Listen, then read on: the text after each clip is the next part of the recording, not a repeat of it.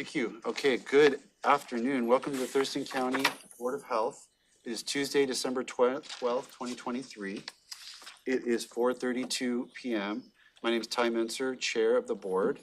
Our Vice Chair seat is actually vacant at the moment, but we have a whole new set of folks in a sense. We have Robin Vasquez, Commissioner Klaus, Commissioner Mejia and Edwards to my left, and then our new Commissioner Fournier and our community board members, Dr. Beth Harvey and Lynn Nelson to my right.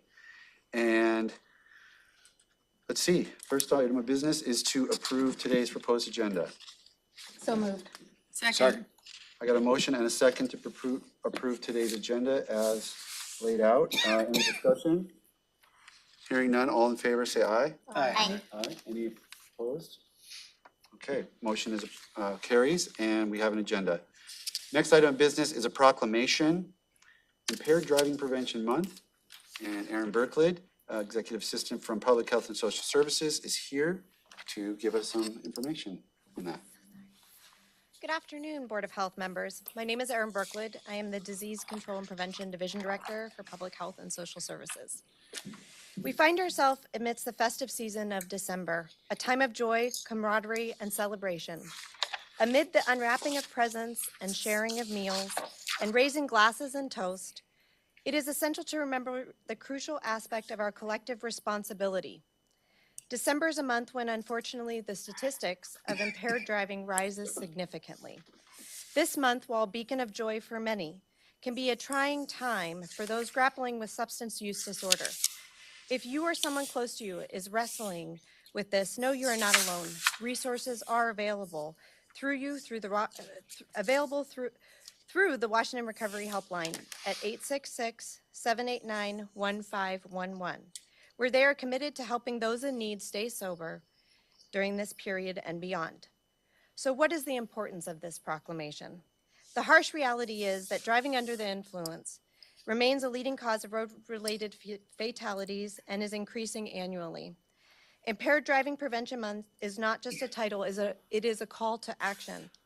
It is a mission to spread awareness, educate the public about the risks of impaired driving, and to encourage individuals to make responsible decisions before getting behind the wheel.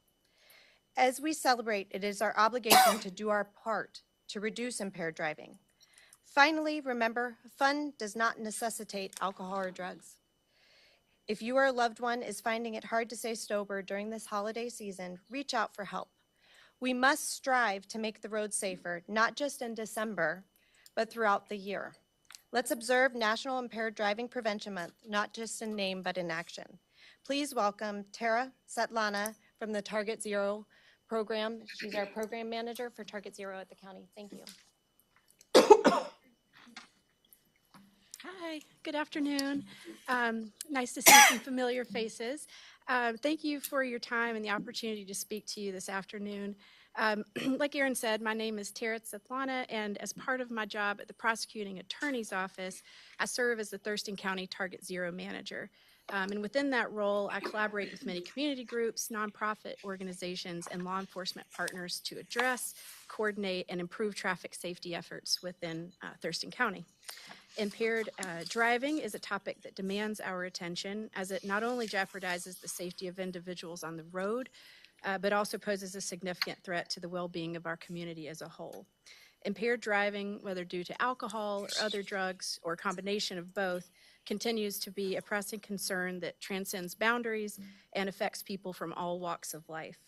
The consequences are devastating, causing loss of life, irreversible injuries, and a profound impact on the families left behind. The statistics surrounding impaired driving are both alarming and disheartening. We've seen a 37% increase in traffic fatalities in the state of Washington over the last 5 years, from 539 in 2018 to 740 last year. Over half of those fatalities involved an impaired driver. The statistics are identical in Thurston County, with 52% of all traffic fatalities involving an impaired driver. So with news this bleak, I think it's important to highlight areas of hope as we continue to raise awareness and concern. And prevention is where our hope lies. Education is key to preventing impaired driving.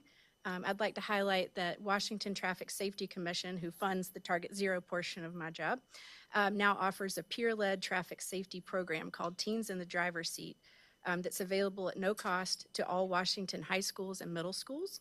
And I'm happy and proud to report that we have 4 schools signed up in Thurston County for this program this school year, including our first middle school, so that's exciting. In addition to education, it's also important that we foster a community where individuals feel supported in making responsible choices. This includes providing alternatives to driving under the influence, such as public transportation, rideshare services, or designated drivers.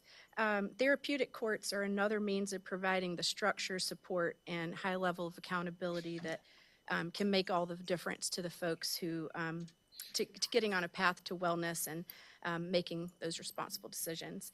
And I would be remiss if I didn't highlight the great work of my Target Zero Task Force partners at Olympia Police Department, Thurston County Sheriff's Office, Washington State Patrol, and Washington Liquor and Cannabis Board.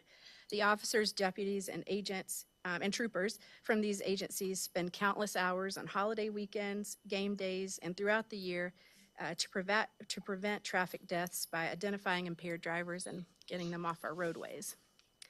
As a community, we have the power to come together to educate the public and prevent impaired driving by supporting one another and making responsible choices. By doing so, we can build a safer and more resilient community for our neighbors and ourselves. Thank you for your time and commitment to creating positive change in our community. Very grateful. Thank you. Any questions or comments for staff or comments before we do? Okay, so if everyone's got their copy of the proclamation, usually we just go down the line, start with Commissioner Mejia, and we'll go through the Thurston County Proclamation for Impaired Driving Prevention Month. Okay.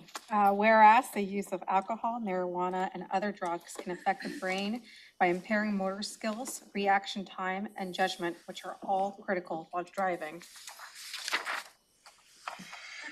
Whereas impaired driving is a public health concern because it not only puts the driver at risk, but also endangers the lives and safety of passengers and others sharing the road. And whereas the statewide Target Zero plan calls for action to reduce impaired driving, so there are 0 deaths or injuries from drivers under the influence of alcohol or drugs. And whereas Target Zero data for Thurston County shows that impaired driving resulted in 63 fatalities from 2018 to 2022. And whereas the Healthy Youth Survey 2021 data shows that during the past 30 days, 11% of Thurston County 10th graders rode in a car or other vehicle driven by someone who had been using marijuana, and 10% of Thurston County 10th graders rode in a car or other vehicle driven by someone who had been drinking alcohol. And whereas the most effective way to stop impaired driving is to prevent it from happening in the first place. You got the small one. I know. You got lucky. We got lucky. Whereas there are clear steps recognized by law enforcement, driver education programs, and other organizations that can reduce impaired driving by teens, including talking with teens about substance use, knowing the details of their plans, discussing transportation options with them, working with other parents to plan group transportation, and encouraging teens to call home for a ride if safe transportation is not available. And now, therefore, be it resolved, the Board of Health hereby proclaims December as Impaired Driving Prevention Month in Thurston County and urges all individuals in Thurston County to keep roadways safe by supporting enforcement and education efforts that raise driver understanding of the risks of impaired driving and how to make responsible decisions that ensure the safety of all. Adopted this 12th day of December 2023 by the Board of Health.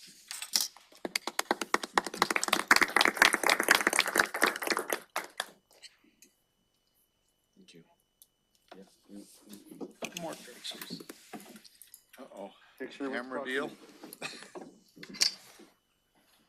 Hey, Wayne, I'm gonna put my hat on so they can tell us I apart. thought you were gonna say I could wear it.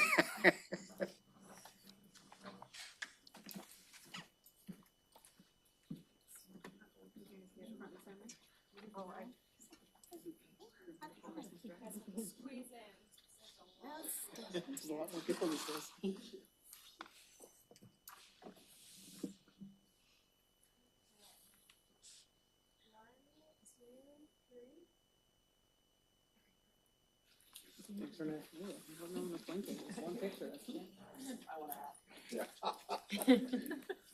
Yeah, but I need it.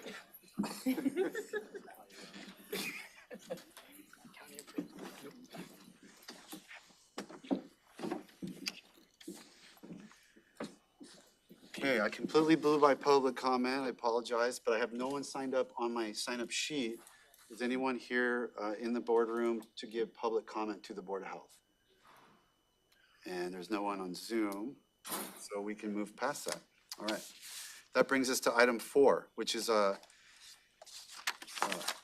presentation item regarding heat plan initiative. We have Dr. Jennifer Freiheit from our Public Health Social Services Department, and she'll introduce our guests. Great, thank you, Presentation. commissioners and Board of Health members. Again, Dr. Jen Freiheit, the Assistant Director of Public Health and Social Services. Early next year, the Emergency Management Hazard Mitigation Plan will come before you. It is currently being approved by the state and will soon be sent to FEMA for approval. This plan started with over 50 initiatives and landed on 12, one of which is our county's heat-related emergency response that many departments and jurisdictions will need to come together to collaboratively work on in the coming year. Not to put the cart before the horse, but this briefing today will ask for your support in this one particular initiative. An initiator and a lead of the county's heat response plan is Dr. Gordon Wheat, who has practiced medicine in Olympia for 30 years. Since he retired, he continued his passion for climate medicine and risks for extreme heat events through the University of Mexico.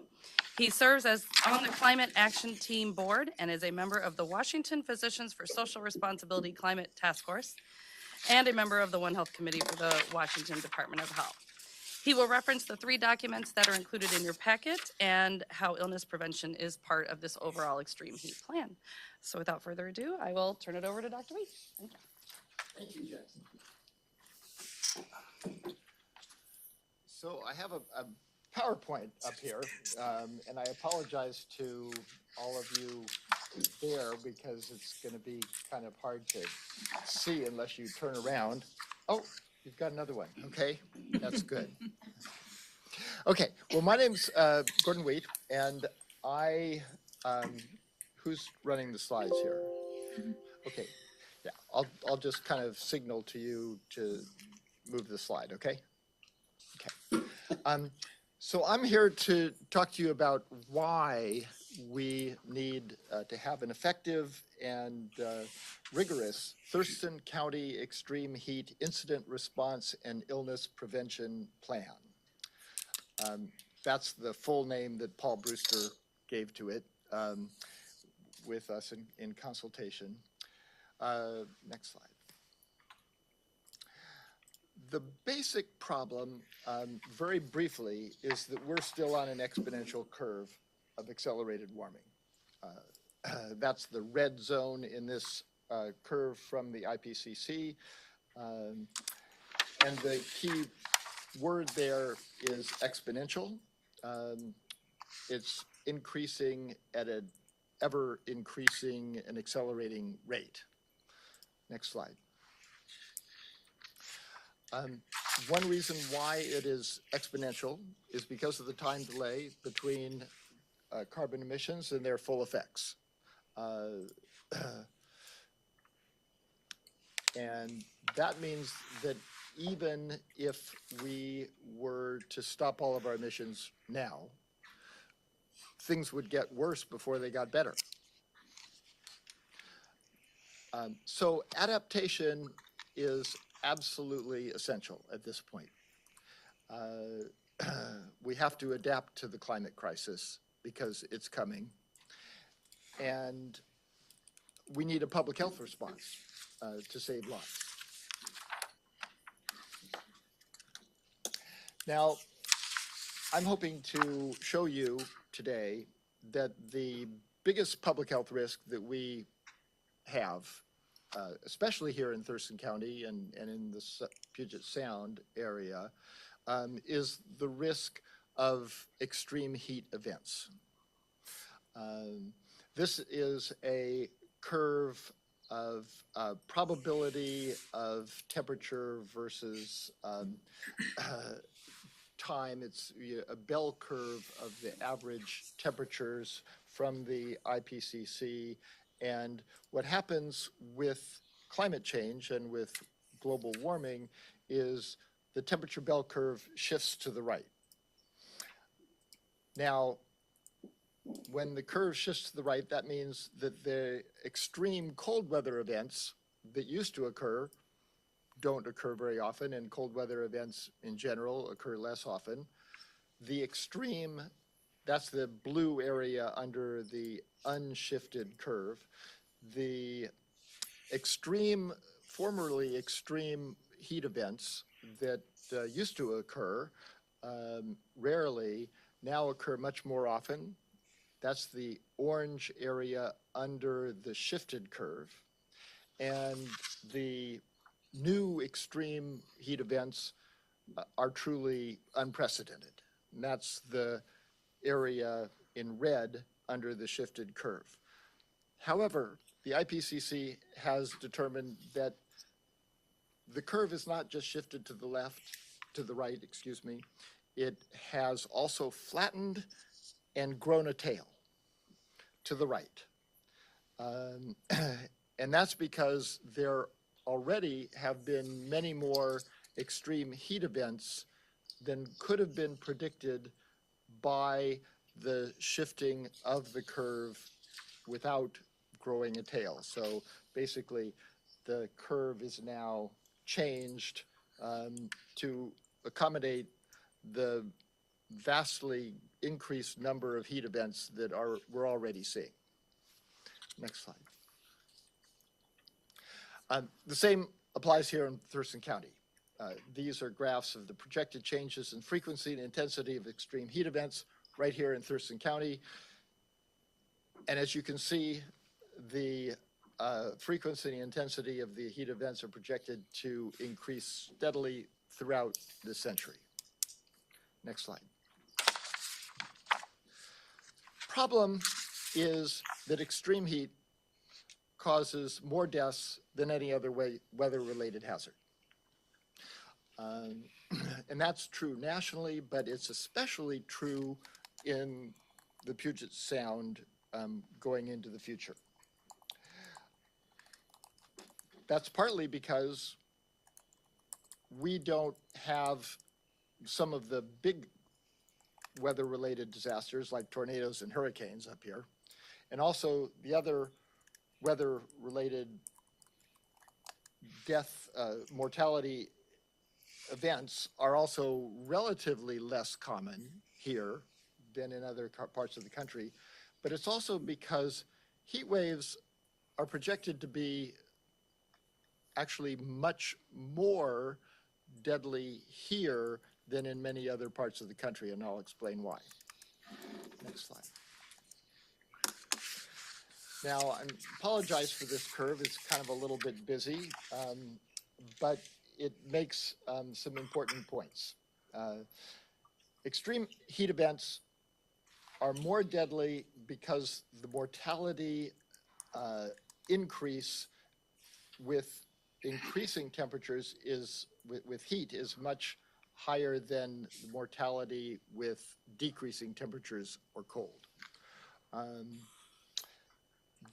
That is what is shown in the hockey stick configuration of this curve.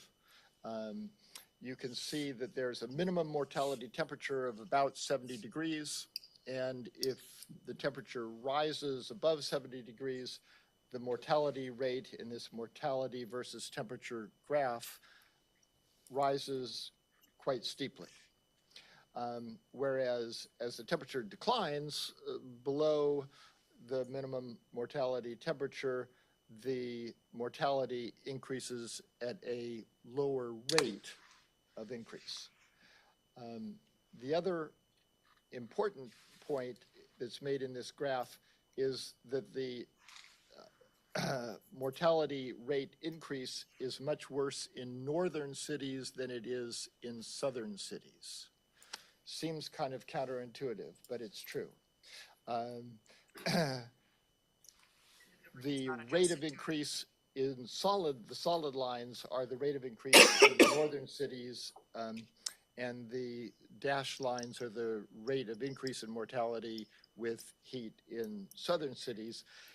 And the explanation is that people in southern cities have long periods of extreme heat. And everybody's pretty well adapted to living with heat, and pretty much everyone has air conditioning or some access to air conditioning and lives in the air conditioning during the long periods of extreme heat. Whereas we have this beautiful climate for much of the summer, but we are going to have more and more extreme heat events. Next slide. So mortality with episodic heat events, and that's what we have. We have great weather most of the time, but we will have more and more episodic heat events. And the problem is that people don't understand the danger of heat here in the Northwest. They don't know how to stay safe. They don't generally have air conditioning. Buildings are built for heat retention rather than cooling. The June 2021 heat event that was centered over the Fraser River Valley in British Columbia helps to illustrate the danger of episodic heat events. So the British Columbia coroner wrote this wonderful report where he determined that there were 619 deaths that were caused by extreme heat just during the week of the heat event in the end of June in 2021. Now, that's not all the people who died, not nearly all the people who died. It's not all the people who even died of heat stroke. It's just the people who died, pretty much all of them, from heat stroke during that week. And amongst these victims, 98% of the victims died in their own home. Remarkably, it was very few homeless people who perished in this event. They mostly just died in their own beds. Paramedics were not even called by these victims in 28% of the deaths. In other words, people did not understand the danger that they were in. They didn't feel very well. As you're starting to develop some heat exhaustion and so forth, you develop some delirium and didn't feel very good. They lie down in their bed and they died. Even where the paramedics were called, 83% of the victims where the paramedics attended those victims were already dead or died at the scene under the paramedics' care. In other words, people who did seek help sought help much too late. And the other problem was, of course, that the paramedics were completely overwhelmed. Response times went out to half an hour, 2 hours. Eventually, they had no paramedics to send at all. Similarly, the ERs and the ICUs were completely overwhelmed, of course, because sudden influx of all of these victims of heat stroke all at once and other heat injuries. Now, the same was actually true in Washington State, even though we had just a glancing blow for this particular heat event. It was centered over the Fraser River Valley. We had much, much less. But the Valley Medical Center emergency room still received 56 heat event victims in an 8-hour period on June 28th. That was the worst day of the event. That was one heat stroke victim every 9 minutes for 8 hours, arriving in a hospital that was already overwhelmed. The emergency room was bursting at the seams. The ICUs were completely overflowing from previous day victims. And the response to this required true crisis management of care. So the risk of mortality from episodic heat events is projected to be very high, and is particularly projected to be quite high for the Willamette Valley, Puget Sound, and the Fraser River Valley right here in the Northwest. And that's because we have these episodic heat events and our population is not prepared. Now, the Washington State Department of Health determined that there were 157 deaths that were directly attributed to the June 2021 heat event in Washington, where we had this glancing blow from this particular heat event that was centered over British Columbia. And that made it the deadliest weather-related event in Washington state history. But that was not all of the deaths that occurred during this event by any means. This is a figure that shows excess mortality. The x-axis is the expected mortality, and above and below the lines are the excess deaths or decreased deaths. And you can see in the red bar that the week of the heat wave, there were more than 400 excess deaths that occurred. And there's a number of reasons for that, but it was much greater than any point during the COVID surge, which you can see there. Lines are much lower. It's one of the highest excess mortality weeks in our history. And the problem is that most heat-related deaths aren't captured by our data, which is mostly comes from medical records. Next slide.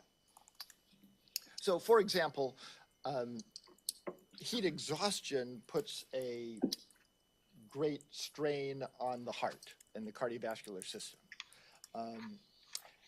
And people who are susceptible, have some problems with their heart, will have heart attacks at a much higher rate than they would otherwise. So you get a lot of heart attacks that occur during heat events, but these are rarely captured in the data as heat-related deaths. They're captured as a heart attack that came in. Next slide. The main events that cause mortality relate to the brain and the heart for heat-related death. But injuries to the kidneys are also very important, and adverse pregnancy outcomes is a very big problem as well from heat events. Next slide. Now, there's only 2 points that I want to make about heat stroke very quickly. First is that the circulatory shock and thermoregulatory failure that occurs in heat stroke is due to a septic event. It's called heat sepsis.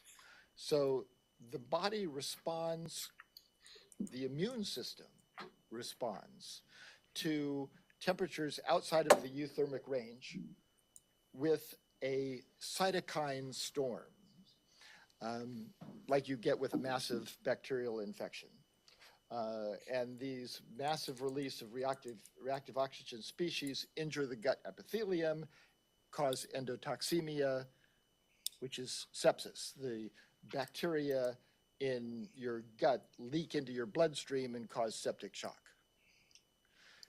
And that's what causes the cardiovascular collapse and death and the loss of thermoregulatory control. The stroke of heat stroke is actually caused by direct cellular injury from heat. So you get massive brain cell death because your cells of your body, and your brain is the most susceptible organ by far, the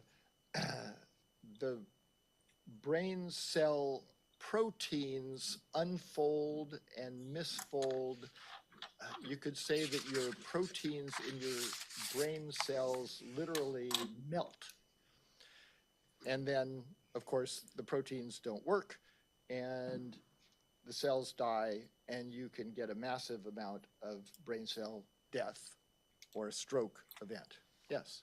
What body temperature does that happen at? Generally, a body temperature above 104 degrees Fahrenheit. Danger zone. Yeah. So, next slide. So, risk reduction in the setting of extreme heat events is called a heat action plan. It's the plan of action by a given jurisdiction for what they're going to do before, during, and after a heat event to reduce morbidity and mortality. Now, a heat action plan needs to be comprehensive. And just very briefly, the emergency response plan is obviously critical because you have such a huge influx of patients and victims that come all at once with an episodic heat event. But the fact is that we know from previous experience with episodic heat events that the paramedics, the emergency rooms, the ICUs are not going to be able to respond to the influx of victims that will occur with a severe extreme heat event. That means that we will have to resort to crisis management of care, which I'm sure you've all heard about in other settings. So for that reason, the public health response to the heat plan is critically important, and we need public awareness and community outreach. We need education of our population that doesn't understand the danger of heat.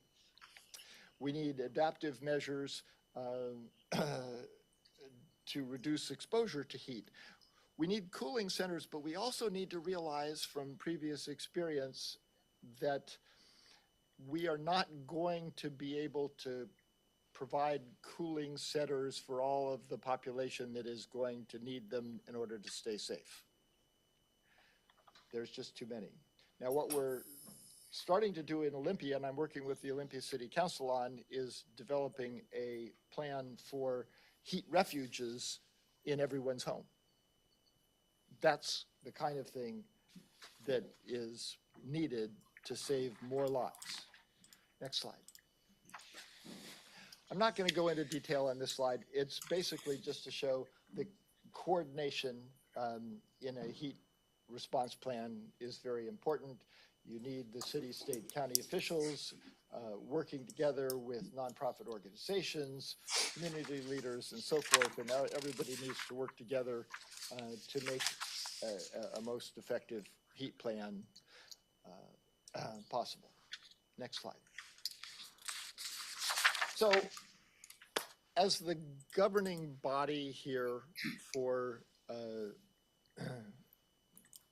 our health system in our county, I would see the role of the Board of Health as endorsing the heat response plan development that we have in play. And as Jen said, you're going to hear more about this from Paul Brewster and others when they present the hazard mitigation plan to you for approval in January after it's gone through its review with FEMA and Washington State. But it's already officially part of the Thurston Regional Planning Commission hazard mitigation plan. It's been officially adopted there, and it went through the Emergency Management Council and was rated number 2 in terms of priority for implementation by the Emergency Management Council, only behind wildfire protection. It was also given the highest priority in terms of the voting by the community amongst all of the hazard mitigation plan initiatives. What I would hope would be that you, as the governing board, would charge the health department and emergency services with devoting the resources necessary to write an effective heat response plan. And to get to writing the plan sooner rather than later, as much as possible. And that you devote the resources to implement the heat response plan, and that the bodies that will implement the plan are charged to do that, and to seek funding for implementing aspects of the plan that will need more resources than the county will be able to provide, and plan for updating and improving the heat response plan over time, because this is something we're going to need for a long time. I'm going to end this presentation with just a very brief warning. There's a theory, and I can't say that this is completely scientifically proven, because it's not, but there's a theory that the current super El Nino event that we are experiencing right now will further destabilize the jet stream in the northern hemisphere. Now, the jet stream in the northern hemisphere has already been significantly destabilized. And that is the climate change effect, which leads to the weather-related events that cause things like the June 2021 heat wave. And the things don't look good for the jet stream in the northern hemisphere, let's just say that. It's much better in the southern hemisphere, and I can go into that if you want to. But the point is that we must not simply call the June 2021 an anomalous event. Say, you know, that's only going to happen 1 in 100 years. That is not our future from all the projections. Time may not be on our side. So I hope that we can start planning for our heat response plan as soon as possible. Thank you. And I would ask you to direct questions to Jen about what is coming up in terms of the approval process and so forth. And I'm happy to take any questions as well. Go ahead, Board Member Vasquez. I'm curious, in the work that you've done, have communication templates been developed so that as we're trying to communicate to community members to be prepared, right? Identify a place in your house where you can cool off, or go to somebody else's house, have water on hand, all these things. Do we have templates already? We don't have any of that right now. Doctor, we have to have you on the mic. I'm sorry, I just. I'll try to speak up, sorry. Speak up, 'cause You can come and listen, but answer on the mic so that if anyone's listening, they can follow along. Okay, so I'm sorry. My hearing is a little bit off. So no, we don't have any of that right now. There's a number of strategies which are important. Neighbor to neighbor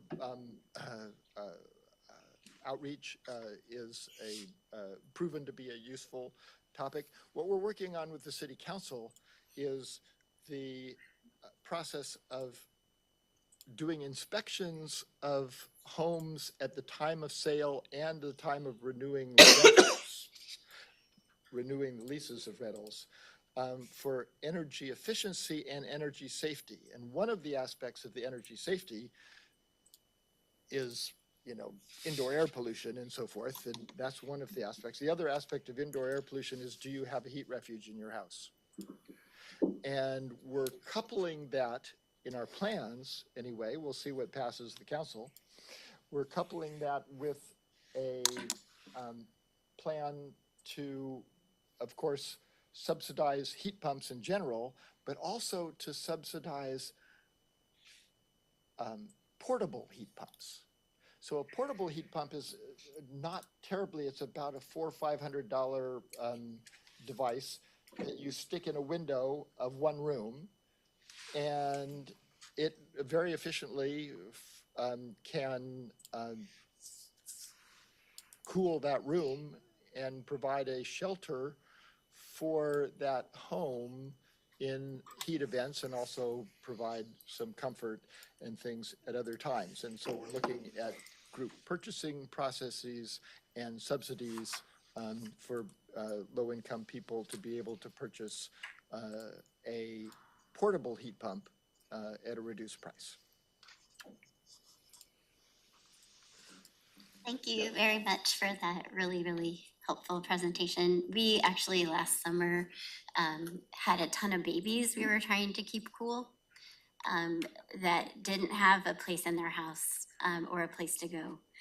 So I think this is really critical. I'm sorry, I didn't go to all of the most susceptible groups. Most susceptible groups are, people who are elderly, people who are on certain medications, babies and young children, and people, the risk of mortality was doubled in every population group, every decade population of people over 50. The mortality rate was doubled during our heat event. So 50 to 60, 60 to 70, boom, all doubled. Has there been any attempt to plagiarize maybe a plan? The military must have some kind of a plan in place, don't they? Yes, we're working on plagiarizing. One of the things that I've done with David's assistance here is that we have obtained the only other heat plan that is in existence in the state of Washington, which was produced a little bit more than a year ago in King County. So we have now the King County heat plan. Now, as I said, I work with the Washington Physicians for Social Responsibility Climate Task Force. And one of their priorities for this year is to improve the King County heat plan and to start working on developing a heat response plan for the state. That's going to be critically important in the future. But yes, we will plagiarize the King County heat plan, and it will be useful because they develop some materials which will be nice to not have to reproduce, like public facing documents and brochures and so forth. Good. Okay, thank you so much. It was really, really useful. Well, thank you all, and welcome to our new commissioners. Yes, and we're going to add some more people tonight if we get if we get around to there, and we will. Next on today's agenda. Chair, Yes. before we vote, are we going to talk about the request for the endorsement and the resources, devoting the resources? Is Jen going to cover that section of? I don't think we were planning to do that today, but we can maybe tee that up if you'd like to see that Well, item next month. yeah, I believe that this is an important item that we need to continue to have discussion and if it's, I would like to tee it up for next year. If that's the appropriate time. Yeah, I mean, we weren't really, I didn't, I wasn't sure the recommendations that we would have, and we can certainly do a follow-up item on that. One of my main questions to you is I don't know where you are in your appropriation process. So I'm hoping that there's some possibility in your appropriations process for the health department and emergency services to allow for planning to at least begin sometime in 2024 as much as possible. Thank you. Thank you. Okay, there's nothing further. I'm going to move on to the next item. Next item is item 5, and it is a Board of Health meeting time discussion. This is something we've addressed once or twice, and we really need to get a decision made, I think, because we have Board Member Vasquez.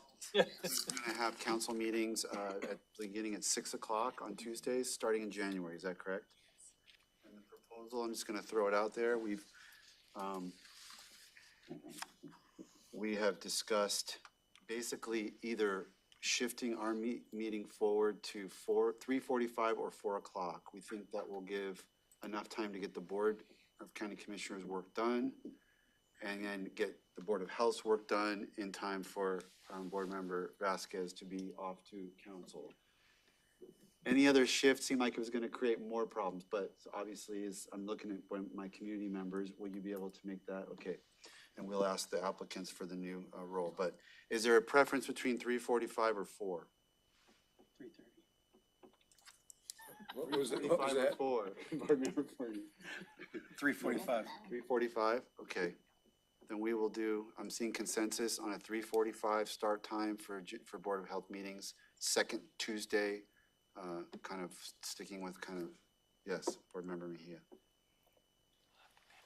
Want to throw it out there that if we are going to do 3:45 Board of Health meetings, I would ask the clerk of the board to defer public hearings on that second Tuesday for the Board of County Commissioners, just because that will be too tight of a squeeze. Yeah, we discussed that, and that would be, I mean, every now and then something has to go, but we would try to avoid stacking run-of-the-mill public hearings on that second Tuesday of the month.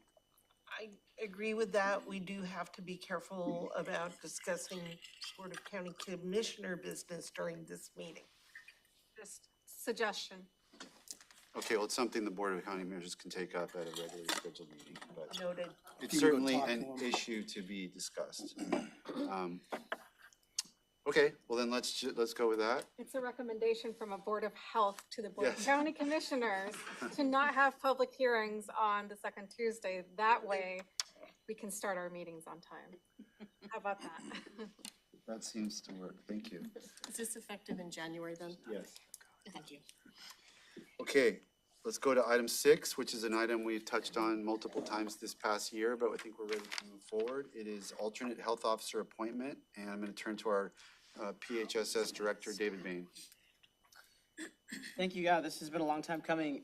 My 1-year anniversary is in like 2 weeks, and I've been working on this basically since then. So this is a great ending for me for the year. A quick backdrop, the state a couple of years ago passed a law that created a regional health system wherein there are several regions across the state, 4 to be exact, and they have a regional medical officer in each region. The point of this position was to support local health jurisdictions, particularly health officers. Jurisdictions often struggled whenever their health officer was unavailable or incapacitated or absent. And so this position was created to back them up when needed. I have been negotiating with the state for literally about 7 months on an agreement with them about how this could work.